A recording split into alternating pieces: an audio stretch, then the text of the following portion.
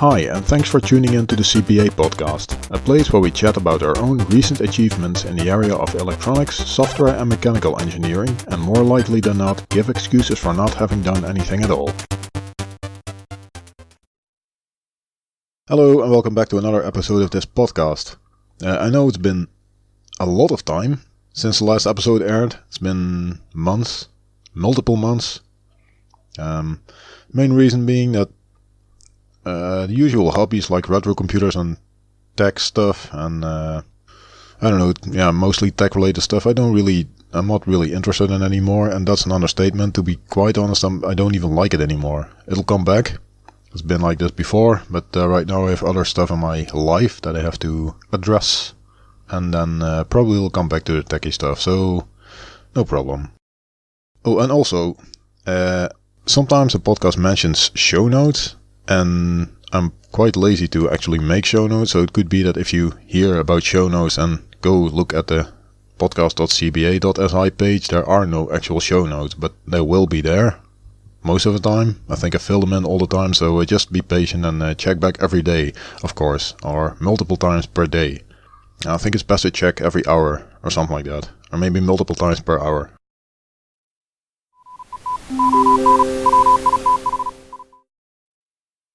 So a little bit of podcast background. There are, besides myself, there are basically two other people who give feedback to the podcast and come up with ideas. And one of them is Domen, another one is living in Denmark. And I visited both of them recently. Yeah, CBA Podcast is an international effort. Whatever, no big deal. So the first guy in Denmark, I visited him, and he works at a test lab, basically. They do electrical and I think mechanical and maybe chemical testing. And he gave me a tour, and that's pretty cool. So I had to take a break several times because my head was going on tilt, basically, for information overflow. But it was very, very nice to see how the actual professionals do it. So thank you very much. You know who you are. And occasional co-host Domen visited me here. And we talked a little bit about, we didn't do any podcasts, we didn't do any live podcasts, we didn't do any techie stuff, basically. We just had a good time, and it was a relatively short visit, but it was very nice, thank you very much. And I asked him what he did. He basically, I think he short-circuited a fuse in his car or something like that. Yeah, and also gave me a tip about the LED strip, how to sense the number of LEDs in the LED strip, and that's can be quite useful, so thank you for that.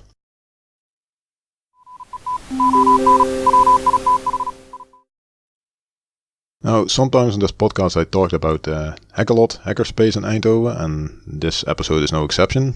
The first location Hackerlot had was a relatively small room, basically one room in a shared building, and recently they moved. So half of this year, something like that, they moved to a bigger place.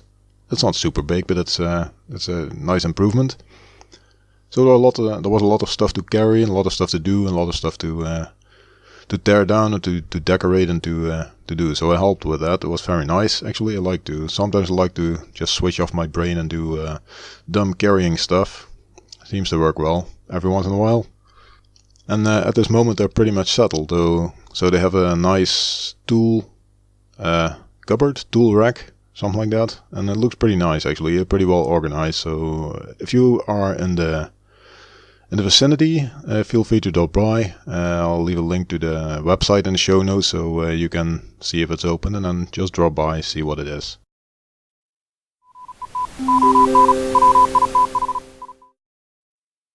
So one of the things Hackerlot means to me is it's an excuse to make electronic things, to make the place look a little bit better. So make something and put it there for display mainly. I like LED, so it's mainly LED or visual stuff.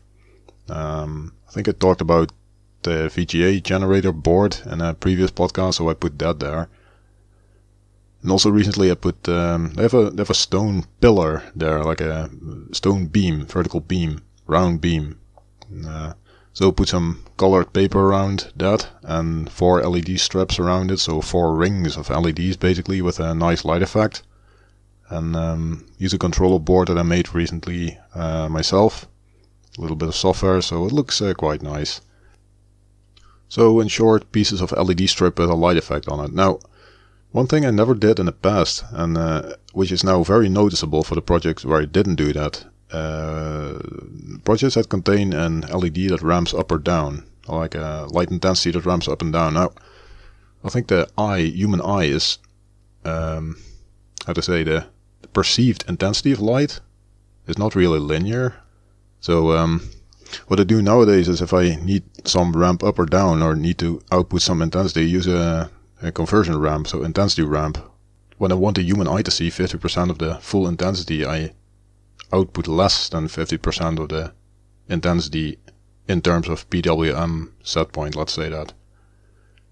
So that makes quite a bit of difference, I think. So for the project I did in the past, I usually didn't do that, just a for loop ramp light intensity from 0 to max or max to 0. And it's very noticeable. It basically looks like crap. So what you will notice is that it ramps up very fast, and near the maximum intensity you really don't see any difference at all. So it appears to be stuck at maximum for a long time, and then it ramps down. And near 0 intensity it goes very fast, and near maximum intensity it goes very slow. So that's what you would notice, I guess. So what I do now is just a quadratic square curve. Put a little link of that in the show notes, I guess. Maybe, if I feel like it. But it's maybe a tip for you, I don't know. If you didn't know that already.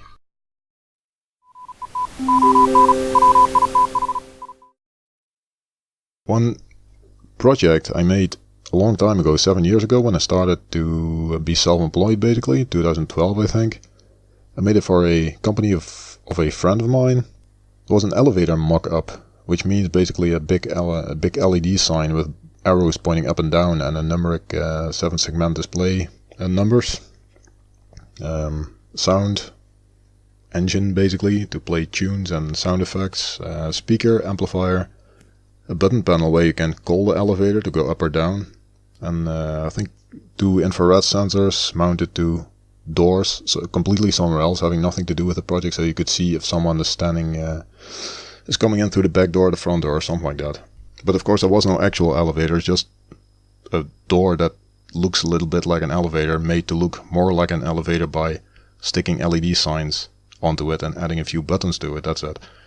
So if interested, I made a small video, very shaky video of that, and I'll put a link to that in the show notes. Maybe it's nice. I didn't do that now, but they were moving place. They were getting a new house, so this was the last time I could look at that thing, because it was no longer available to me as soon as they moved, right?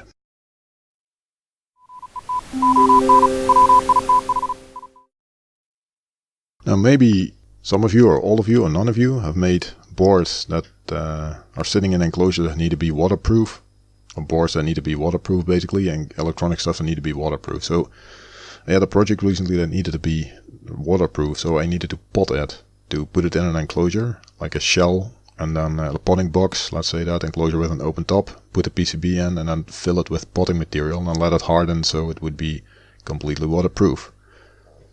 Now I don't know exactly how to do that, and I don't know which potting material is good and which one is not. So what I did was, there's something like, I think liquid rubber it's called. It's stuff to, it's like do-it-yourself stuff to fix your roof in a pinch. So if your roof is leaking and you need to fix it right now, instead of waiting for the roof fixing guy or fixing it properly, then you can smear this shit on the roof, and it's basically waterproof. Now, so I fill a potting box with that, but the downside of that is doesn't really cure very well. So the middle of that, the insides are still sticky after several days, and I think they never really harden. I think that's not the purpose of that material, so it probably remains semi-liquid all the time.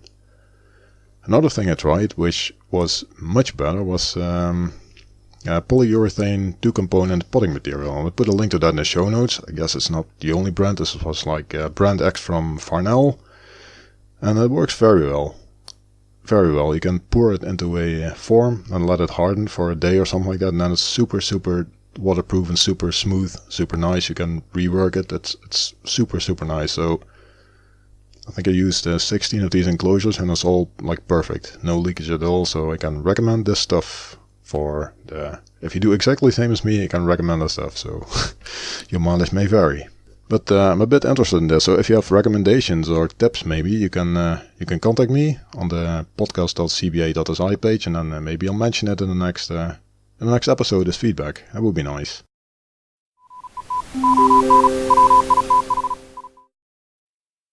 Okay, and here's something I screwed up. I didn't really. It was a gotcha for me. I didn't expect that. I use hot glue for a lot of stuff because it's quite easy. You have like a pistol-shaped thing. You put a glue stick in it, and you squeeze a trigger. There's a hot nozzle, and the glue melts and comes out the nozzle, and you can apply it wherever you want.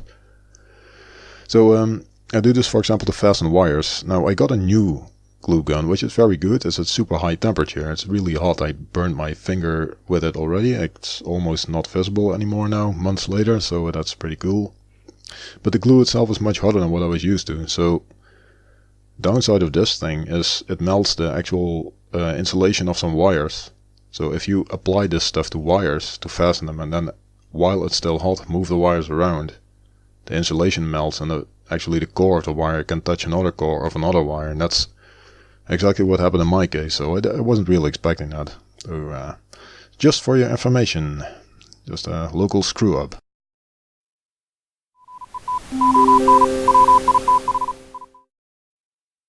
Yeah, and tech is not all we talk about here on the CBA podcast. We also talk about socks. So recently I bought some socks, and when I left the store, I paid for them. I left the store, the alarm went off. So got back inside, the guy scanned my shopping goods, basically, if there was any anti-theft tag still attached. Couldn't find any, so walked out again, the alarm went off, and then he said, just leave, it's fine, whatever.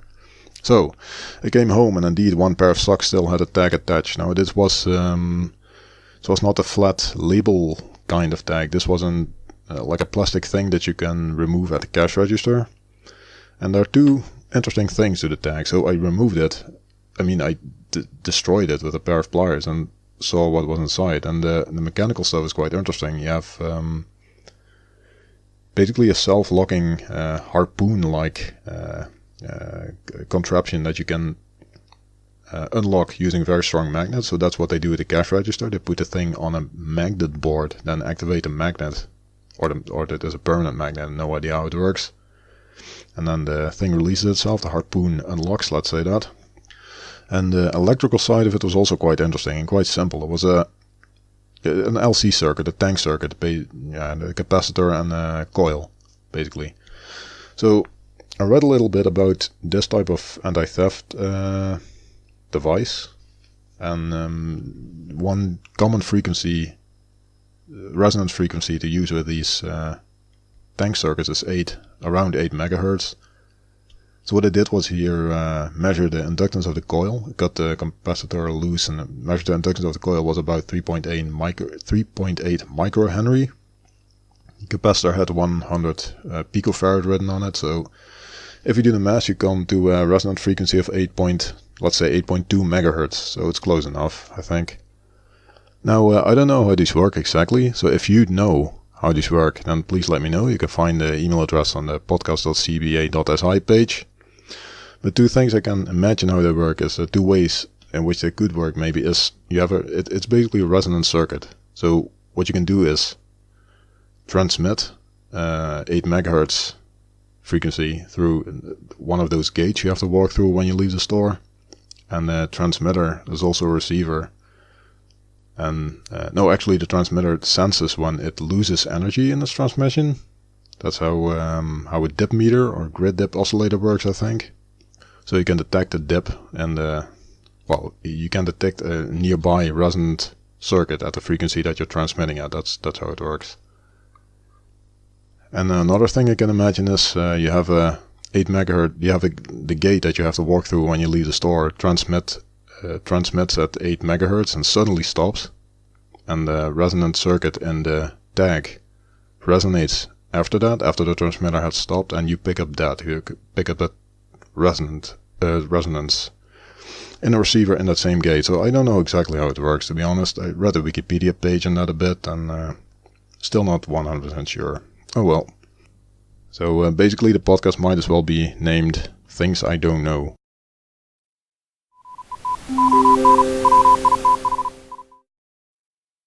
Now that was basically it. Some like I said, I'm not really that much into tech anymore. It's probably just a phase. It'll come back. It's been like this before. It's like I had enough of this stuff. I want to do other stuff now, and eventually it'll come back. But, however, there were some events which have already passed. I'll mention them anyway. I don't know why. First one was Maker Faire in Eindhoven, 28 and 29 September. What I did was for the Maker Faire was be a volunteer, so build up and tear down the place on the days before and the days after the Maker Faire. And also I joined a Hackalot stand at the Maker Faire and then displayed some stuff that I made and some stuff that other people from Hackalot made. That was it's pretty nice. Then there was at 5 and 6 October, that was the Weekend van de Wetenschap, which is basically Dutch for Weekend of Science, which is I think it's a national thing that some organizations or some bureaus, they open their doors. Bureaus that have something to do with technology open the doors so people can come take a look. And Hackalot was no exception, though they had 2 open days. And what we did was basically show people around, show people what it was all about, and a little gadget. We had a solder-it-yourself kit, do-it-yourself solder together, learn to solder kit, basically. So I made a little LED blinky based on a 556 timer, and it was quite simple. And some people actually soldered that together, mainly kids. So it's not the target audience of Hackalot, but whatever, you're welcome anyway. So it was pretty nice. I'll put a link to that in the show notes as well. Now, another thing that's just finished is the Retro Challenge of this October, and it's start of November now, so everyone should be finished with his or her project for that. Now, Retro Challenge, John Linville was the most recent organizer of it, and he said he didn't really want to do it anymore. He was looking for people to take over. Now, Michael Mulhern, who is, among other things, a co-host of the Retro Computing Roundtable podcast, he offered to take over the Retro Challenge. So, okay. So everyone should be finished by now, but to be quite honest, I didn't see any contestants yet on the Retro Challenge page. So the Retro Challenge page isn't really updated yet, so I hope it's still coming. I don't really know what's up with that, but I wish him good luck. And really, I know it's a lot of work. I mean, I can imagine it's a lot of work, and I hope this will turn out just fine. And I hope he has a little bit fun doing it. And it's also challenging for him, and really eager to see where this is going, to be honest. So good luck with judging and so on. So that was all for now. For more information, links and previous episodes, visit podcast.cba.si. Stay tuned, thanks for listening, and goodbye.